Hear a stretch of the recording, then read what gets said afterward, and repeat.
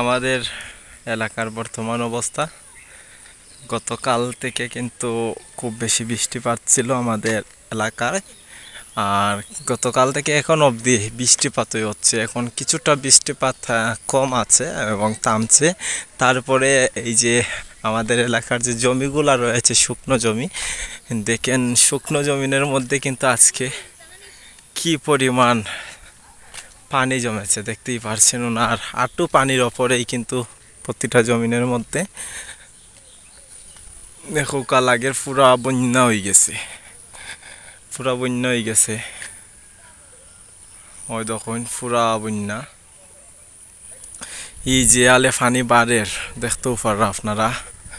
খালটা কি এখন পর্যন্ত এখনও কিন্তু বৃষ্টি দেয়, তবে বৃষ্টিটা বোঝা যার কম, কিন্তু পাতলা পাতলা বৃষ্টি, খুব বেশি কোনো নয়।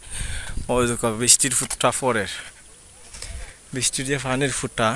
আর এই নিয়ে মাছর যে মাছ মারার যে একটা প্রতিযোগিতা সব জায়গা দেখো, সব জায়গাত মাছ মারার একটা প্রতিযোগিতা। দেখুন সব জায়গাত মাছ মারার একটা প্রতিযোগিতা শুরু হয়েছে।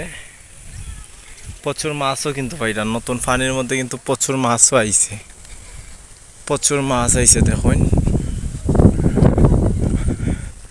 কি পরিমাণ পানি বাড়ছে, পুরা একবারে নদীর মতো বই গেছে, পুরা বন্যা।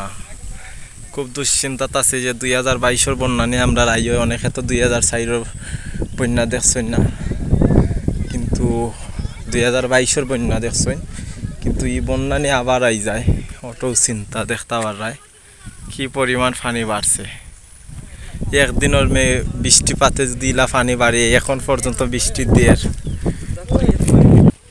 এই পরিমাণ বৃষ্টি দেয় বা এখন দেখতে পারা, এখনও কিন্তু বৃষ্টি দেয়, কিন্তু সময় দোকা পানির মুখে তাকাইলে বোঝা যায় যে বৃষ্টি দেয়। ওই দেখো আপনারা হয়তো স্ক্রিনের দিকে তাকাইলে বুঝতে পারো না যে বৃষ্টি দেয় কি না। দেখো পুরো ফাইনে সাদা হয়ে গেছে, এবারে ডলমলো যে পানির যে একটা স্রোত আছে, দেখো পানির যে একটা ঢেউ আছে, স্রোত আছে, এগুলা কিন্তু স্পষ্ট দেখা যায়। তো ভিডিওর মধ্যে কিলা দেখা যায় বোঝা যায় না, কিন্তু চাইয়া দেখুন কি পরিমাণ পানি হয়েছে একদিনের।